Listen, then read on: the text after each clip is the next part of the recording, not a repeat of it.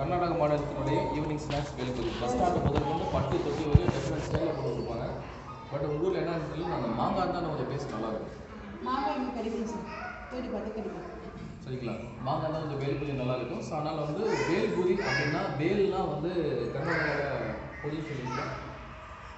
பேல் கடலைப்பூரி. இல்லை எனக்கு தெரியாது, தெரியல. கட்டலை பூரி. பேல்பூரி தான் அது. ஆனால் இந்த பூரிக்கு கடலை இல்லை, அந்த பேலுங்கிற பேர் கன்னடமாக பெருசாக மலையாளமா? பேல்னா என்னன்னு கேட்குறாங்க. பேல்னா என்ன சொல்லுவாங்க?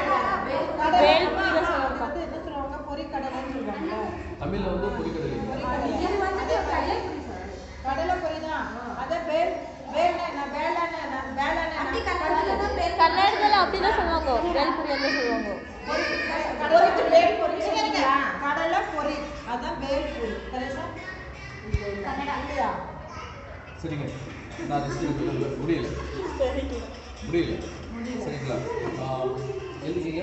பேல்பூரி அப்படின்னா வந்து இந்த சவுண்டு கம்மியாகிடுச்சு. சரிங்களா, பேல்பூரி அப்படின்னா வந்து இந்த பொரி தாங்க. சரிங்களா, முதல்ல இந்த பொரி எதுலேருந்து செய்கிறாங்கன்னு உங்களுக்கு தெரியுமா? அரிசி வறுத்துட்டு தண்ணியில் வறுத்துட்டு மறுபடியும் ரோஸ்டிங் பண்ணிட்டு 350 டிகிரி செல்சியஸ் ரோஸ்டிங் பண்ணுவாங்க. ஆமாம், இப்படி ஒரு கை அரிசியில் இப்படி போட்டோம்னா ஒரு பக்கம், இது ஒரு கை அரிசி. மணல் வந்து நாகப்பட்டினம் போனீங்கன்னா, நாகப்பட்டினம் போகிறதுக்கு வாய்ப்பு கிடைச்சா அந்த ஊரில் வந்து மீன் எல்லாமே சீப் அண்ட் பெஸ்ட்டு. சரிங்களா, இந்த குண்டானதே வஞ்சல் மீன் வாங்கினா 50 ரூபா தான். சரிங்களா, ஏன்னா அங்கே போனீங்கன்னா எல்லாருமே போட் வச்சுருக்காங்க, சுத்தமாக கப்பல் வச்சுருக்காங்க. பட் அங்கே உள்ள காய்கறி விலை ஜாஸ்தி. மீன் விலை வந்து பார்த்தீங்கன்னா மீன் விலை வந்து ரொம்ப கம்மி. மத்தி மீன், நெத்திலி மீன் ஒரு குண்டா 30 ரூபாய்க்கு நான் சாப்பிட்டுக்கிறேன். இந்த குண்டானவே 30 ரூபா தான். ஒரு வாலி எடுத்துக்கோங்க 50 ரூபா. சரிங்களா, அது வந்து ஃபஸ்ட்டு ஏழை கொஞ்சம் கொடுப்பாங்க. சரி, அதை விட்டுருவோம் நம்ம. ஸோ அந்த ஊரில் வந்து இந்த பொரி வந்து முன்னாடியே வறுத்தே தருவாங்க. பொரின்னு கேட்ட போனீங்கன்னா அரிசி அள்ளி போட்டு இந்த கல்லை பார்த்து சூடாக தருவாங்க.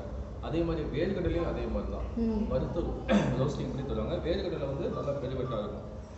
சரிங்களா, இப்போ பேல்பூரினா என்ன அப்படின்னா, பேல்னா பொரிக்கடலையை வச்சு ஒரு ஸ்நாக்ஸ் பண்ணோம். அது ஈவினிங் ஸ்நாக்ஸு.